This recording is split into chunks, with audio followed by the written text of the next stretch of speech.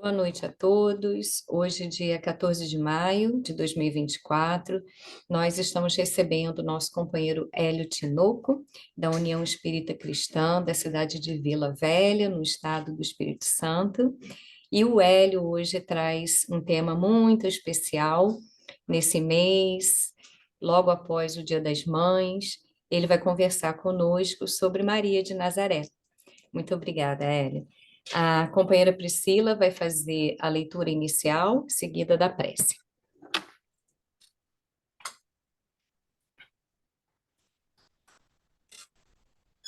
Boa noite, Hélio. Bom te ver novamente aqui. Eu vou fazer a leitura do livro Ceifa de Luz, da coleção Fonte Viva, psicografia do Chico Xavier pelo Espírito Emmanuel. A mensagem de hoje é a mensagem 58, das nascentes do coração. Finalmente, sede todos de igual ânimo, compadecidos, fraternalmente amigos, misericordiosos, humildes. Está em Pedro, capítulo 3, versículo 8. De todos os tesouros que a divina providência te confiou, um deles é a piedade que podes libertar com um rio de bênçãos das nascentes do coração. Pensa nas lágrimas que já te passaram pela existência e nunca derrames fel na trilha dos semelhantes. Para isso, é necessário raciocines e te enterneças entre a luz da compreensão e o apoio da caridade. Compadece-nos facilmente dos irmãos tombados em necessidades materiais, cujos padecimentos nos sacodem as fibras mais íntimas, mas é preciso igualmente nos condoamos daqueles outros que se sentam diante da mesa farta, arrasados de angústia, em face das provações que lhe desabam na vida. Bastas vezes perdemos lições e oportunidades preciosas para a aquisição de valores da espiritualidade maior, tão somente por fixar a observação na face exterior de situações e pessoas. O entendimento fraternal, no entanto, é clarão da alma penetrando vidas e sentimentos em suas mais ignotas profundezas. À vista disso, seja quem for, abençoa e auxilia sempre. Diante de quaisquer desequilíbrios ou entraves que te venham a surpreender na estrada terrestre, molha a tua palavra no bálsamo da compaixão, a fim de que te desencumpras dignamente do bem que te cabe cumprir. Procedamos assim, onde estivermos, na certeza de que, referindo-se à maioria de nós outros, os espíritos endividados da terra, todas as vantagens que estejamos desfrutando à frente do próximo não chegam até nós em função de merecimento que absolutamente não possuímos ainda, mas simplesmente em razão da misericórdia de Deus. Bom, vamos agora nesse momento fechar nossos olhos, se assim desejarmos. Vamos agradecer a espiritualidade amiga por mais um dia que estamos aqui reunidos. Agradecer ao nosso querido Hélio pela disponibilidade, que a gente consiga absorver o máximo possível todos os ensinamentos, todas as lições que serão discutidas, que a gente compreenda o máximo e continue absorvendo os nossos conhecimentos durante a noite. Que a gente faça um bom estudo e que assim seja. Graças a Deus. Com você, Hélio, muito obrigada, viu? Então, mais uma vez, boa noite aos companheiros do salão, boa noite àqueles que vão acompanhar depois essa palestra postada aí nas redes sociais, no YouTube, eu acho, né? Uma alegria a gente estar aqui reunidos nessa noite para conversar sobre Maria de Nazaré, um tema instigante, né? Na verdade, quando nós preparamos esse material, ele tinha como intenção homenagear Maria de Nazaré e homenagear as mães, porque Maria de Nazaré é mãe de todos nós. E, na verdade, aqui a ideia vai ser a gente tentar, de alguma maneira, com conhecimento espírita, aquilatar o valor moral de Maria de Nazaré. Ao longo da palestra, dessa meia hora que me foi dada, eu vou trabalhar três características, três exemplos que Maria pode nos deixar essa noite, irá nos deixar, por certo, mas também eu quero dimensionar, aquilatar o valor moral de Maria. E para fazer isso, preciso apresentar para os companheiros três bases doutrinárias. Vou começar rapidamente. As duas iniciais, a primeira delas vem do livro A Caminho da Luz, quando Emmanuel, por Chico Xavier, vai escrever no capítulo 1, a Gênese Planetária, ele vai incluir o subitem que significa a comunidade dos espíritos puros. E lá, diz o texto, reza as tradições do mundo espiritual que na direção de todos os fenômenos do nosso sistema existe uma comunidade de espíritos puros e eleitos pelo Senhor Supremo do Universo, em cujas mãos se conservam as rédeas diretoras da vida de todas as coletividades planetárias. Eu sei que o tempo é mais curto, mas aqui caberia um parênteses importante. Primeiro, dizer que tudo que está acontecendo hoje no planeta continua sendo muito bem assistido e dirigido por Jesus, o nosso governador. Além dele, uma comissão, uma comunidade de espíritos puros que, junto ao lado de Deus, coordenam todas as coletividades planetárias, inclusive a própria Terra. Então, diante de discursos pessimistas, discursos negativistas, nós temos que crer que a doutrina nos revela de que o que nos aguarda são dias muitíssimos melhores, pós-transição planetária. Mas, enfim, segue os slides. Essa comunidade de espíritos, de seres angélicos e perfeitos, da qual é Jesus um dos membros divinos, ao que nos foi dado saber, apenas já se reuniu nas proximidades da Terra para a solução de problemas decisivos da organização e da direção do nosso planeta, por duas vezes no curso dos milênios conhecidos. Então, além de ter essa comunidade de seres angélicos e perfeitos, eventualmente, em necessitando, se reúnem para tratar e trazer soluções e dar direção à grande meta de transformar os mundos, para que os mundos transformados nos ajudem a alcançar a perfeição moral, que é a nossa grande meta. Mas segue o texto. A primeira reunião, então, verificou-se quando o orbe terrestre se desprendia da nebulosa solar, a fim de que se lançasse no tempo e no espaço as balizas do nosso sistema cosmogônico e os pródromos da vida na matéria e ignição no planeta.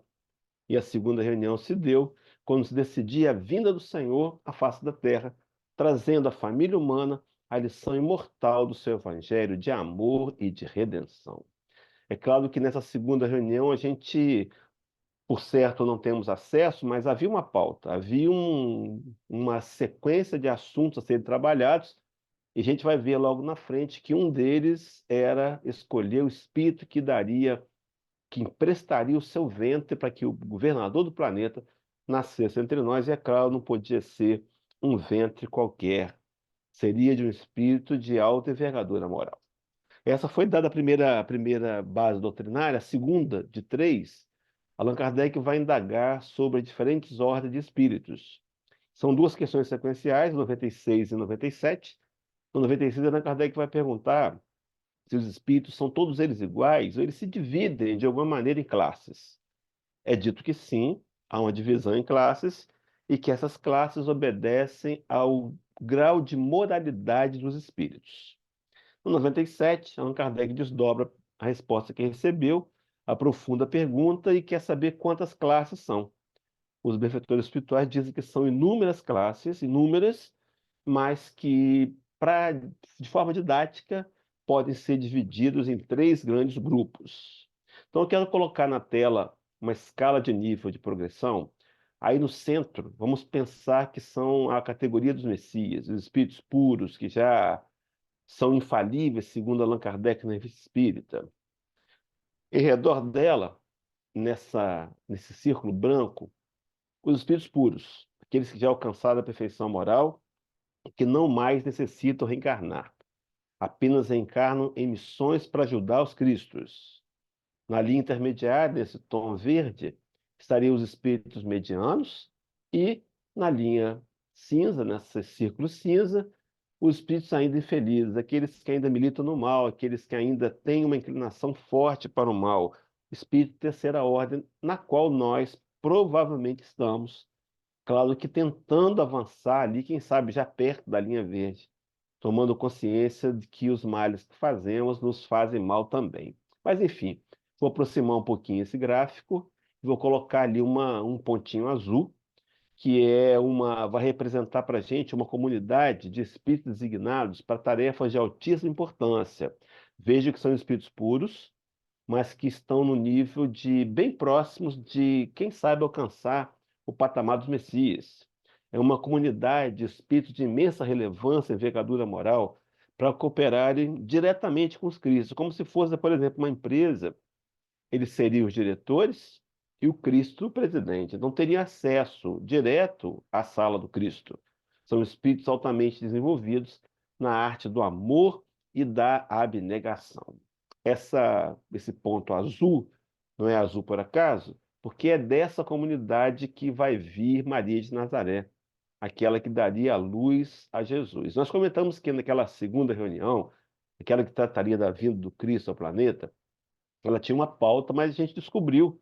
A primeira descoberta aqui foi que quem nos ajudou foi o Haroldo Dutra Dias no seminário, onde ele vai dizer que um dos assuntos da pauta era saber quem ia ser o vice-governador, quem ia governar a Terra durante o período que Jesus tivesse encarnado aqui. Mas o tema que nos interessa hoje é que quem seria escolhida a mãe de Jesus. E depois de uma rigorosa avaliação, esse espírito que apresenta-se de olhos azuis, depois eu explico por quê, de onde vem esse desenho, essa imagem, teria sido Maria de Nazaré. Então Maria deixa os altiplanos celestiais e vem encarnar num plano de provas, expiações, no mundo ainda muito com o pé na barbárie, de muita violência, de muita agressividade. E os critérios da escolha de Maria foram os mais rigorosos possíveis. E eles obedeceram à justiça divina e à moral ilibada dos valores crísticos. Maria, então, foi escolhida para se tornar a mãe de Jesus. Agora veja, meus irmãos, pouquíssimas vezes ela é citada nos evangelhos sinóticos. E a gente entende que há aí uma, uma compreensível desvalia, porque, embora sejam nossos irmãos católicos que mais adoram a Maria, sem dúvida alguma, nós cristãos espíritas somos os que mais temos conhecimentos com relação a Maria. Esse conhecimento, por exemplo, a gente vai perceber que ele vem da literatura espírita, e especialmente o livro Boa Nova, capítulo 30, e outros textos paralelos. Mas eu comentei então que a proposta espírita é corrigir essa compreensível desvalia e apresentar Maria com seu reconhecido valor e riqueza de detalhes. Eu coloquei a questão de compreensível desvalia porque a gente vai se lembrar dos fatos históricos e só no terceiro concílio de Mancon, em 585 depois de Cristo, que o papado resolveu aceitar que mulher tinha alma. Então observem, mulher não tinha alma, era um ser à parte, era como se fosse um animal. Por isso que não se falava tanto das mulheres nos escritos bíblicos. Por exemplo, não sabemos quem foram as mães dos grandes nomes, mas Jesus, de qualquer forma, as tratou com profunda dignidade. Mas fato é que Maria encarna, então, para gerar Jesus, para trazer à vida o nosso governador, porque ele tinha uma missão dupla. A primeira missão seria nos deixar um evangelho de redenção, e no segundo momento ele iria nos provar a imortalidade. Então, diante daquela cena registrada por Lucas no capítulo 1, 28, 29 e 30, o anjo Gabriel diz assim para Maria: entrando o anjo onde ela estava, disse: Salve, agraciada, o Senhor é contigo. Bendita és tu entre as mulheres.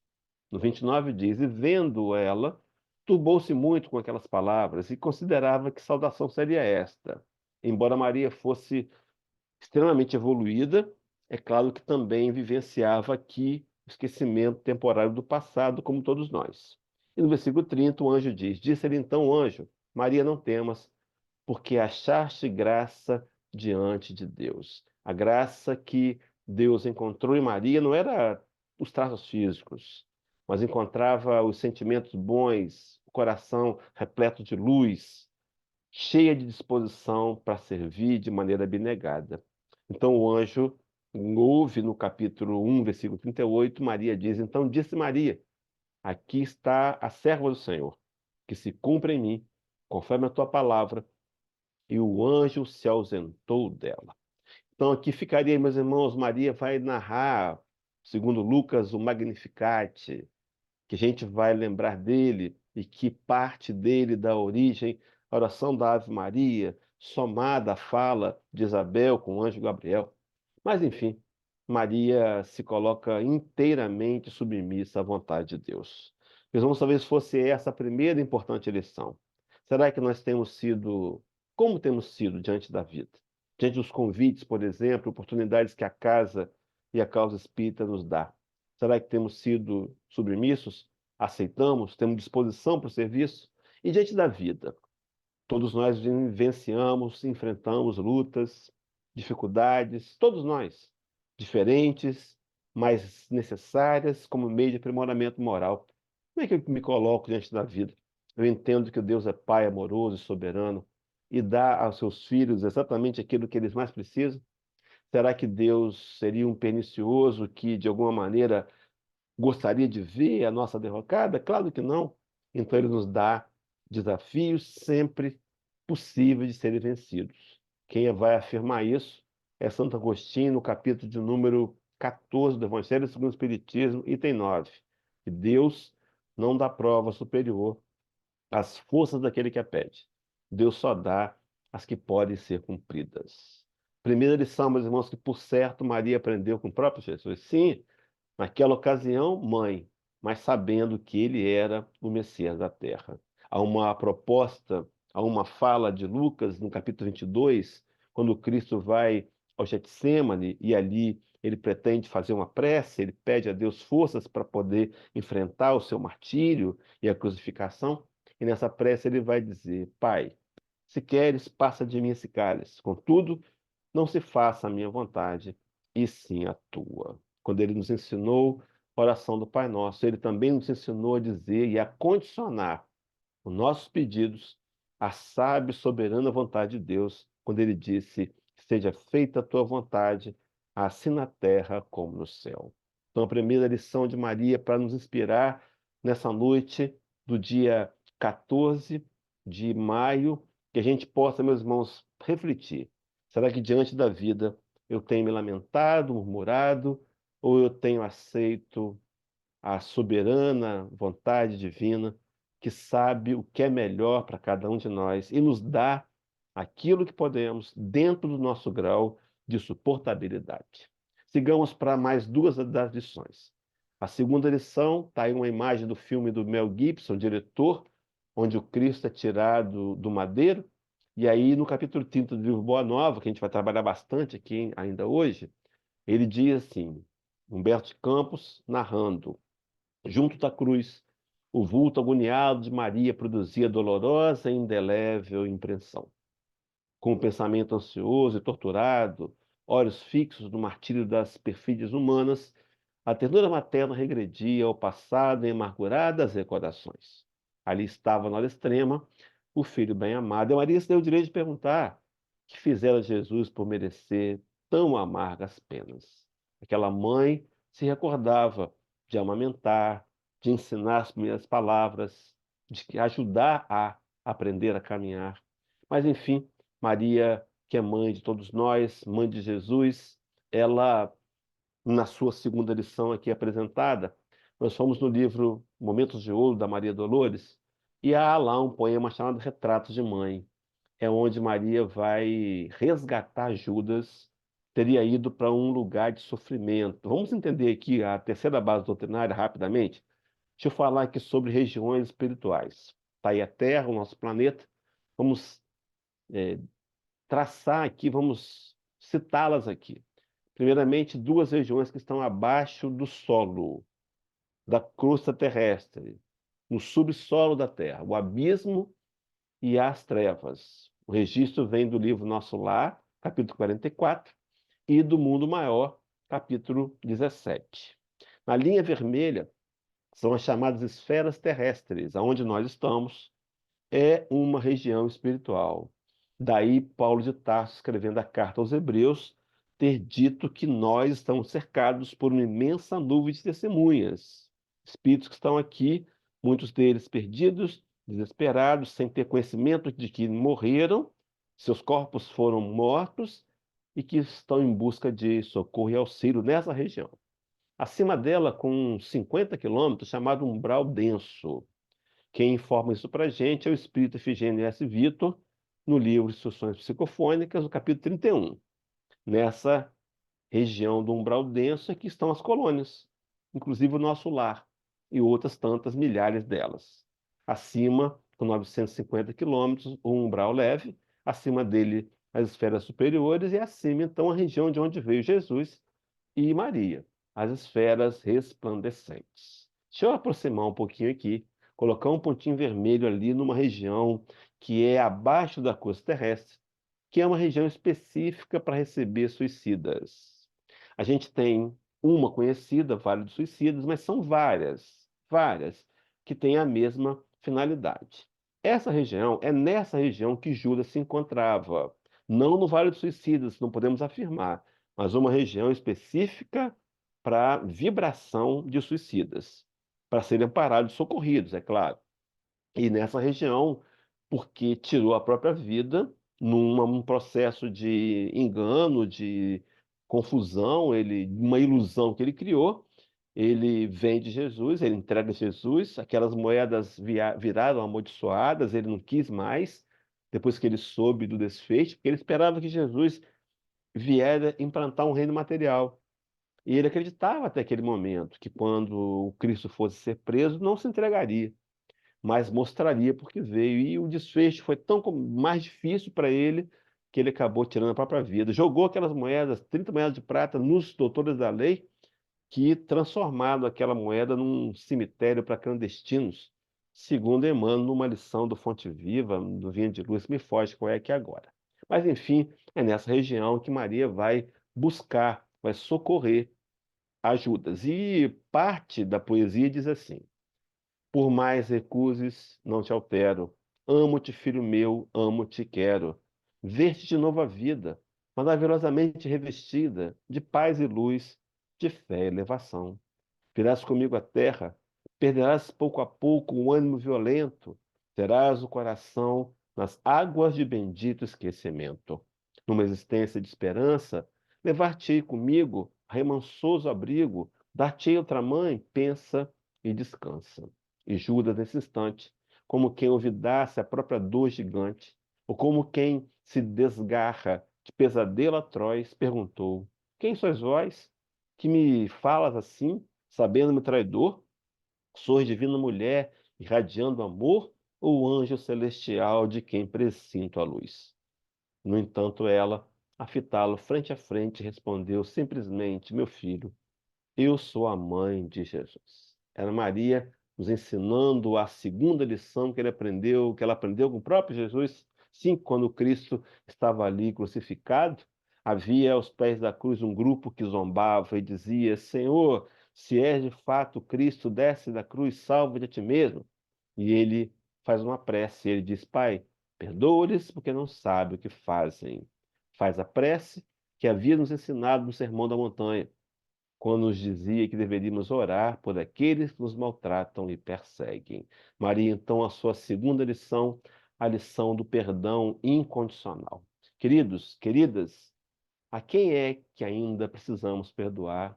A quem é que ainda temos conservado resistências que podem estar nos infelicitando e nos adoecendo? Terceira lição de Maria de Nazaré: a primeira é a submissão total à vontade de Deus. A segunda, a lição do perdão incondicional.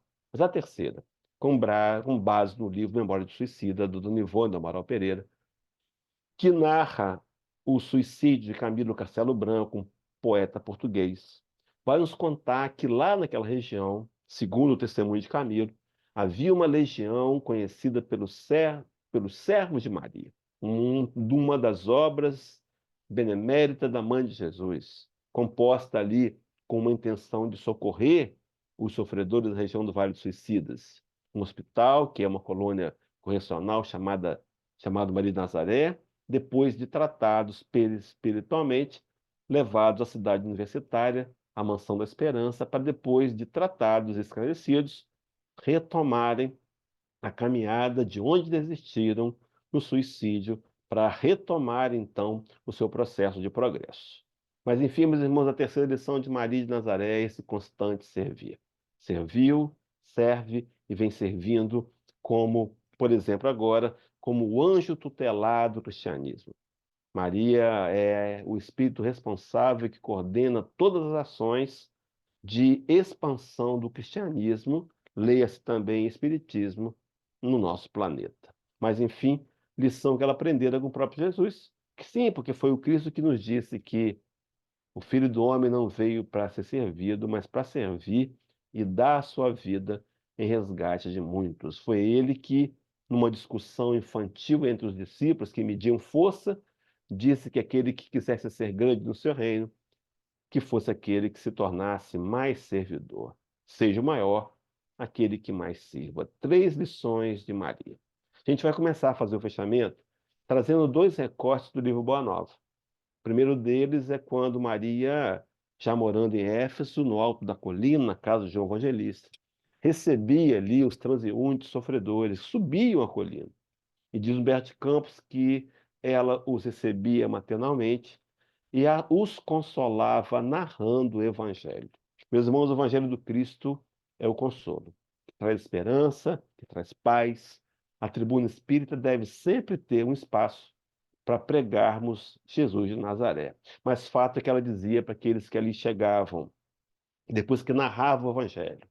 Isso também passa, dizia ela carinhosamente. Só o reino de Deus é bastante forte para nunca passar de nossas almas, como eterna realização do amor celestial. Meus irmãos e minhas irmãs, tudo passa. Tudo passa. Só o desejo de construção dos valores morais de nossos corações é que não pode passar. O segundo texto do livro Boa Nova é a narrativa do desencarne de Maria. Então, Maria está enlevada nas suas meditações, segundo Berço Campos, viu aproximar-se o vulto de um pedinte. Minha mãe, exclamou o recém-chegado, como tantos outros que recorriam ao seu carinho, venho fazer-te companhia e receber a tua bênção. Maternalmente, ela o convidou a entrar.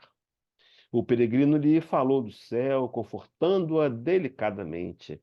Comentou as bem-aventuranças divinas que aguardam a todos os devotados, sinceros filhos de Deus, dando a entender que lhe compreendia as mais ternas saudades do coração. Maria sentiu-se empolgada por tocante surpresa. Ora, todos vinham pedir, mas agora um vinha oferecer. Foi quando o hóspede anônimo lhe estendeu as mãos generosas e lhe falou com profundo aceno de amor.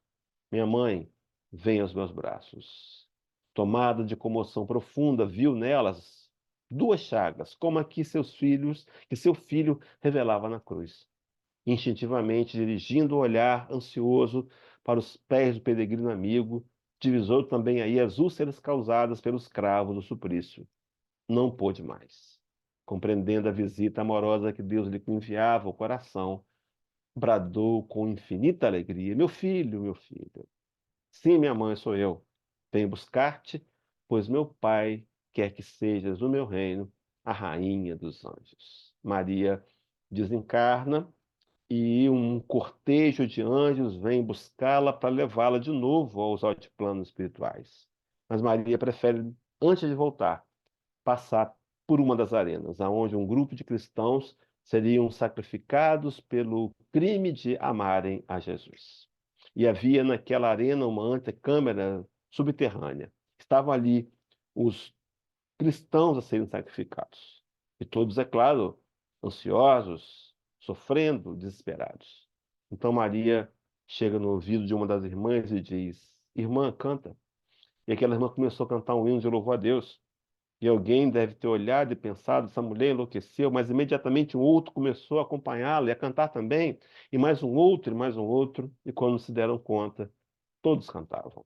E quando subiram a rampa, as escadas, e que foram entregues para serem dilacerados seus corpos pelas feras, narra no Belos Campos que muitos deles eram recebidos pelo próprio Jesus. Essa imagem, meu irmão, de Chico Xavier, essa imagem de Maria, ela é fruto de um trabalho de Chico Xavier no Dia das Mães de 1985, Chico Xavier queria ter um retrato de Maria. Então Chico chamou a Emmanuel e disse: Emmanuel, eu queria que você me dissesse como que é Maria. Eu tenho um amigo chamado Napoleão Figueiredo, ele é desenhista, ele é fotógrafo. Você vai narrando para mim como é que Maria é e ele vai desenhando. Mas, para surpresa de Chico Xavier, Emmanuel lhe disse: Chico, você acha que eu tenho condições de ver Maria de Nazaré? Veja meus irmãos, para a gente poder aquilatar esse espírito, mande Jesus, a quem devemos toda a honra também, a glória. E então Chico, muito astuto, disse: mas vem cá, no hospital lá no Vale dos Suicidas tem uma foto dela, não tem? Na portaria do hospital? Ah, tem. Foi de lá que Emmanuel foi narrando e surgiu essa imagem que hoje nós reconhecemos ser como Maria se apresenta. Em 1934, isso é um fato recente, foi descoberto na Itália uma imagem, um desenho de um pintor italiano que já trazia essa mesma imagem, apresentando como se fosse Maria. Mas enfim, meus irmãos, Maria de Nazaré é nossa mãe, é mãe de todos nós, ela é mãe santíssima, ela é simplesmente mãe. E as últimas palavras para completarmos a palestra, me recordo do livro do Evangelho de João, quando acontece ali a narrativa das bodas de Caná. Estava Jesus no casamento e nos lembramos do primeiro milagre, entre aspas, transformando a água em vinho. Mas fato é que quando os discípulos, quando os servos estavam prontos para trazerem a água para que ele operasse a transformação, as palavras de Maria foram: fazei tudo quanto ele vos disser. É um outro contexto. Depois eu quero que você leia em casa o Caminho, Verdade e Vida, lição 171, Palavras de Mãe, narra esse episódio. Mas enfim, é outro contexto. Mas poderia ser muito bem transformado para a nossa atualidade. As palavras de Maria, como palavras finais, será nos convidar a fazer tudo quanto Jesus teria feito e nos ensinado a fazer. Então, que Maria seja, meus irmãos, esse exemplo de abnegação, nos ajudando a aceitar a vontade de Deus. Que Maria nos desafie também a sermos aqueles que perdoem incondicionalmente. E que Maria, com o seu trabalho, com a sua atividade no bem ainda constante, nos ajude a deixar justificativas para abandonar a inércia e abraçar a atividade incessante no bem. Então, que Maria, com seu manto de amor e de luz, nos cubra a todos nós e nos abençoe profundamente. Vamos orar, meus irmãos, vamos fazer a nossa oração de conclusão, pedindo que o Mestre Jesus, que nos prometeu que onde houvessem dois ou três entre ele reunidos em seu nome, se faria presente. Agradecer, Senhor, pela tua presença aqui conosco.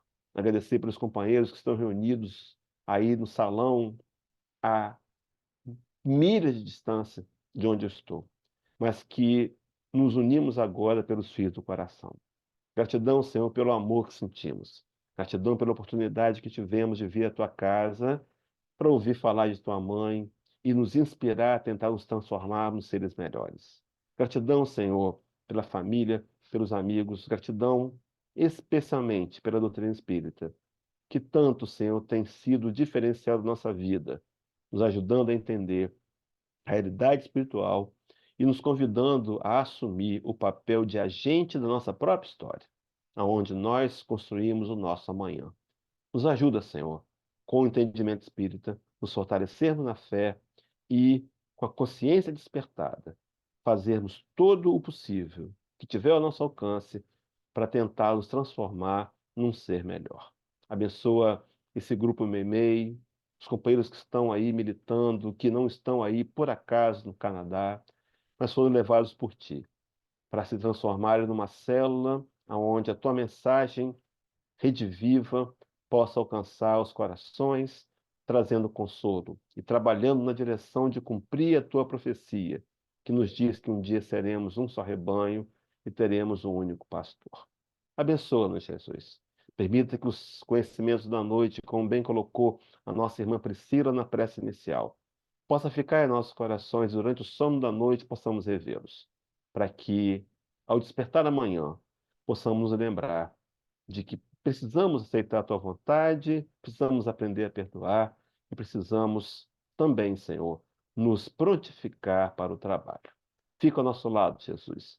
Nos despede na tua paz. E assim, com essa prece, pedimos para encerrar a primeira parte dessa reunião. Que assim seja, Senhor. Graças a Deus.